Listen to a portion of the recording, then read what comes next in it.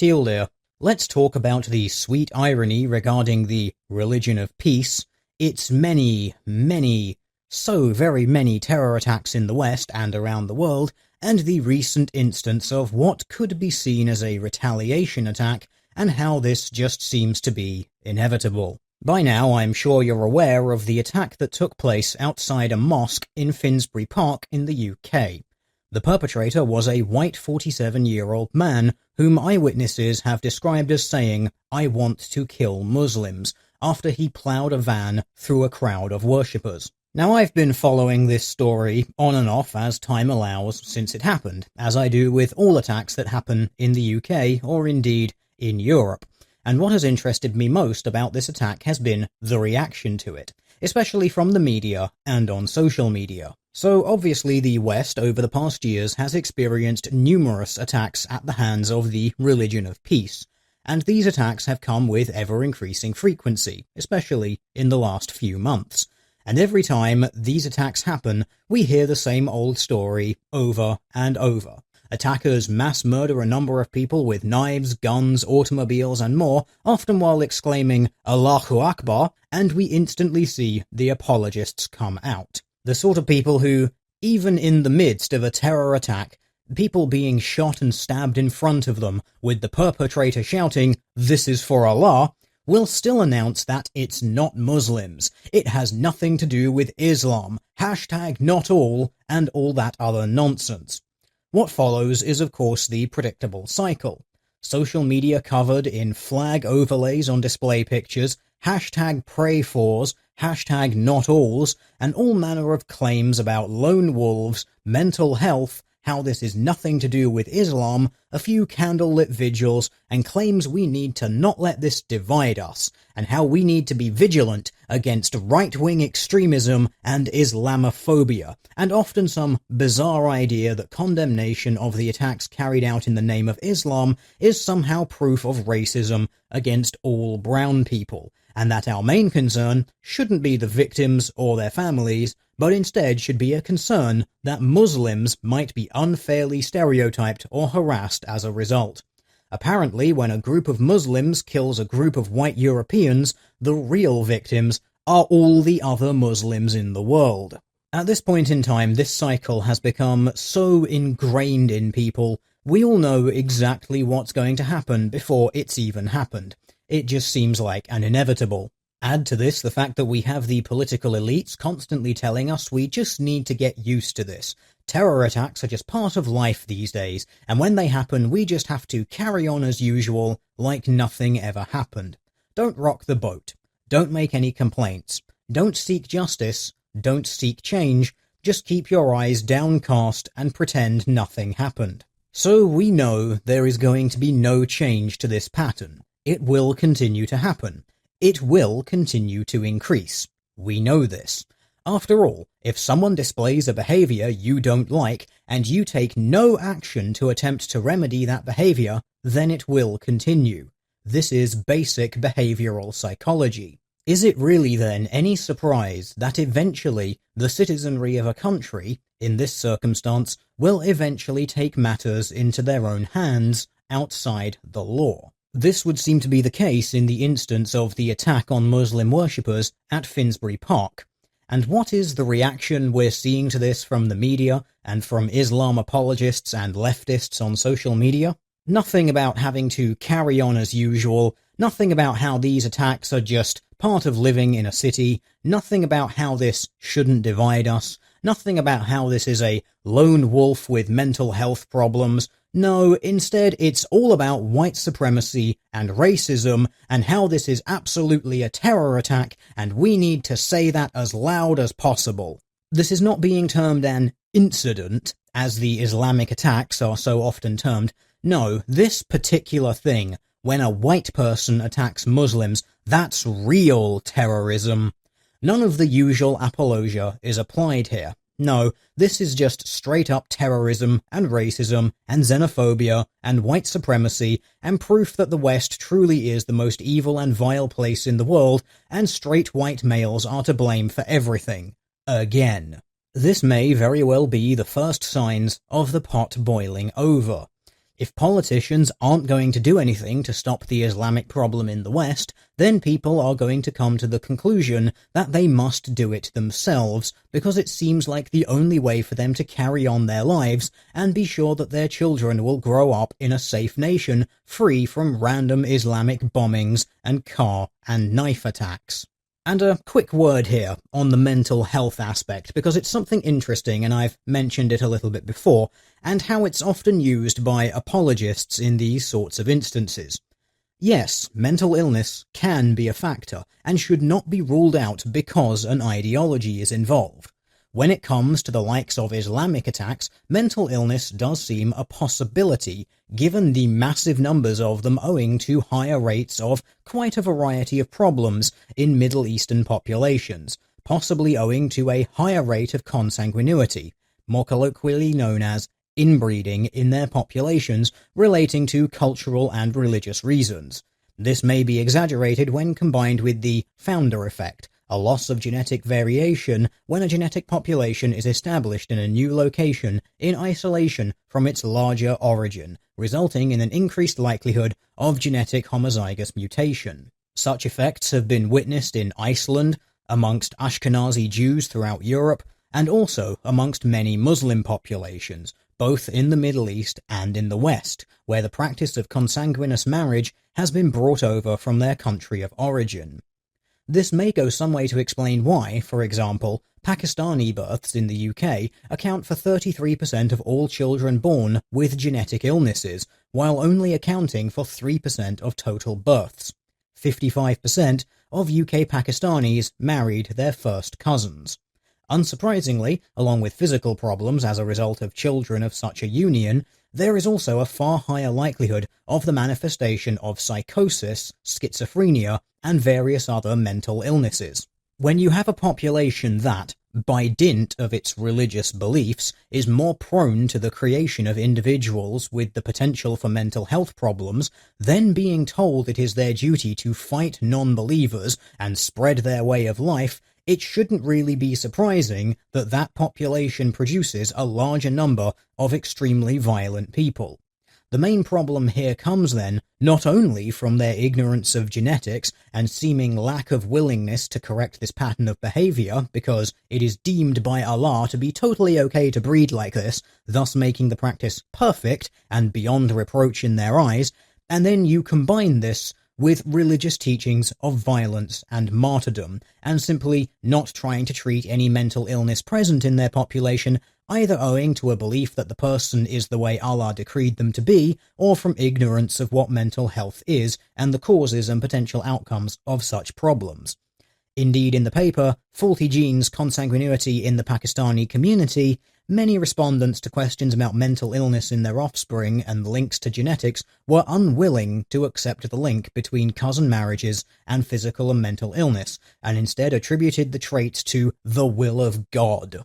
Higher likelihood of mental illness combined with a social environment that encourages deceit and violence creates what is seemingly a perfect storm, and in this instance the religion of Islam is a catalyst in the complex equation. And of course, there will always be those who are mentally sound and are just committing these terrorist acts because they've been told to by their holy book. And given the number of Islamic terror attacks that happen in Europe and the number of foiled attacks, the excuse of mental illness, even at the higher rates we've outlined earlier, wears thin to the point where it is highly unlikely that it is able to explain all of them. I have said before, and will say again, Islam is the problem here. It is fundamentally incompatible with Western values. Any Western value, liberal or conservative, left or right. Because Islam is not just a religion. It is a legal system. It is a family structure system. It is a moral system. It is a banking and trading system. It's even a personal grooming and dressing system. These values cannot be separated out from Islam. They are integral to it because these things are laid out and explained in the Quran, and the Quran is the infallible word of God, perfect in its creation. As such, there is simply no such thing as moderate Islam. There is only Islam in its true form, when all its teachings, rules, and advices are taken heed. Islam is, by design, an imperialist religion built on conquest, with a mandate for theocratic rule. This is why there is the concept of an Islamic nation. Every piece of land that belongs to a Muslim nation belongs to Allah. Any land that is taken from Muslims, or made less Islamic, is therefore an affront to Allah and must be redressed. This goes hand in hand with their beliefs about non-believers. They must be fought until dead, converted to Islam, or living in submission to Islam. This also ties to the deceit built into Islam in the forms of taqiyya and tariya. Taqiyya being the concealment of your Islamic faith should you feel threatened by, say, being in a non-Muslim majority state like the UK. It is therefore this very practice that allows Muslims to be seen drinking in bars and in some cases partaking in activities such as homosexual sex before committing a terrorist attack. This is taqiyya, concealing their Islamic identity so that they can then cause their acts of destruction, which, because it is a war against non-believers, and the death is in pursuit of the spread of Islam, absolves them from any sin in those acts. Tariya is intentionally misleading people by creating a false impression, which ties nicely to the Islamic concept of kitman, the lie by omission, such as intentionally misquoting the Quran to leave out pesky little parts of it where it explicitly states how non-believers are to be killed if they do not convert or submit. Maruna is the final piece of this puzzle. It literally allows Muslims to commit acts against Islam in the name of spreading Islam. For example, the sin of suicide can be forgotten and forgiven if the aim of the suicide is to combat the infidels by leaving them more in fear of Islam and thus more likely to submit to Islam. Tenets such as these can be found in all denominations of Islam, often simply under different names, and it is these beliefs that makes Islam such a powerful colonizing religion. It has baked into it rules that basically say, do anything necessary to expand Islam. You can see how these rules of deceit apply to even so-called moderate Muslims. They may say, Islam allows you to practice your own religions in an Islamic state, and this is technically true. However, they will not tell you that it is in submission to Islam, including the payment of the jizya, which is basically the infidel tax. Oh, and by the way, as a side note for non-believers, Muslims will tell you that slavery is forbidden in Islam, but will always neglect to tell you that that rule only applies to the enslavement of other Muslims. Non-Muslims can still be enslaved, although there is some contention about this, but only really in the West. Slavery is still practiced in Muslim nations. Thus, we have reached a point where it really does seem that a peaceful solution simply cannot happen, because the people in positions to make such a peaceful solution happen to simply refuse to do so. These are your politicians, the people who, when you, the person they are supposed to represent, point out to them that there is a problem with Islam in the West, will simply call you a racist and tell you to stop being such a bigot. As such, it is no surprise that people are taking the action that they see as necessary to deal with the problem of Islam. Now, this is not me supporting this violent attack in Finsbury. On the contrary, I would rather there be a peaceful solution, and I see these extreme acts of violence as a very poor choice of tactic. But what must be considered here is that there is always a point where self-defense becomes necessary. You cannot sit back and take beatings all your life. You must stand up for yourself sooner or later to stop that behavior, and if that requires an escalation of force on your part to rival or exceed that of your violator so that they will stop, since it is the only way that they will cease their actions, then you have been left with no choice in your course of action. I do not believe that we are at that point, but we are so very close to it now that it is not something that can simply be hand-waved away and dismissed entirely as something that may or may not happen in the future. These symptoms are visible, and yet many would rather ignore them than treat the disease. Much like ignoring a damaged finger until you require your entire arm to be amputated as a result of infection, rather than just setting the bone and taking some antibiotics. Unfortunately, there are some diseases that can only be dealt with by the knife. I do firmly believe that Islam needs to be removed from the West. It has proven time and time again to be incompatible with any principle held by Westerners. I still believe that violence is not the answer, but we are rapidly running out of time to deal with the problem before violence becomes inevitable. Indeed, it could be said that that is already the case.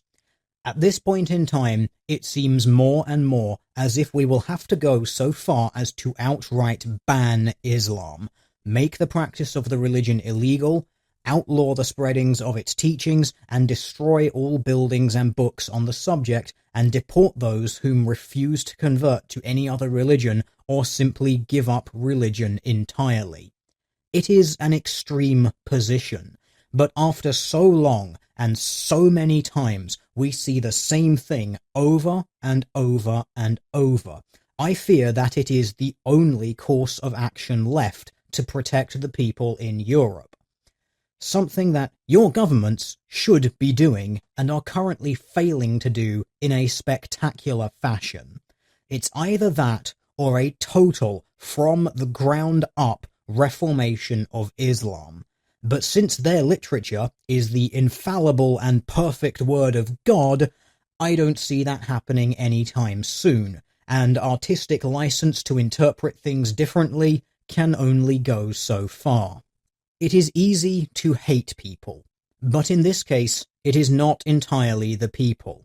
It is the ideas and values that they hold that are the problem. It is these ideas and values that push them to commit these terrible acts, and even for those who don't go so far as to commit them, they are often still in support of the fundaments behind the action. This is why you will find that the majority of Muslims support the idea of Sharia law, want homosexuality to be punished by death, believe that leaving Islam should also be punished by death, because these are the punishments laid out in the Quran, and they believe that the Quran is the infallible word of God, perfect in its creation. Only by rejecting these ideas can these people actually exist within Western society. Until that point, compatibility is simply impossible. Until something is done, the patterns we're seeing are going to stay the same, and only increase. And odds are we are going to start seeing violent backlash against Islamic populations, some as a result of mental illness, but others simply from people who feel as if they have no other choice in course of action, because they see Islamic attacks still taking place. It's that feeling of nothing being done, that feeling of hopelessness, that is a danger in itself. Because when you have nothing left, you have nothing to lose. In this instance, the case of the Finsbury Park Mosque, it seems like this is the situation, that it is more ideological than some other cause, such as mental illness, although since the case is still being investigated and information will be withheld from the public until that is concluded, we can't say for sure. A man drove over 100 miles in a rented van specifically to target that mosque, a mosque that has been linked to dozens of Islamic terrorist attacks. And the responses from the media, politicians and the left? Well, the right is radicalizing their own, and they're upset that they're being caught and called out for it. Because, that makes more sense than people falling into patterns of radical behavior as a result of seeing Islamic terror attacks and the ineffectual hand waves of limp-wristed politicians and the endless apologia from the media, leaving them feeling as though they have to take the action themselves. I see this all as somewhat a grim and sad inevitable. And now I have nothing else to say on the subject. I am sick and tired of repeating myself over and over and over. And every time something like this happens and this conversation reopens itself again, it will only ever be closed at the exact same spot it started. So I'll simply leave things there by saying thank you for watching, and I'll see you all next week when the next Islamic attack in Europe inevitably takes place, and this entire cycle happens again for the however many hundredth time.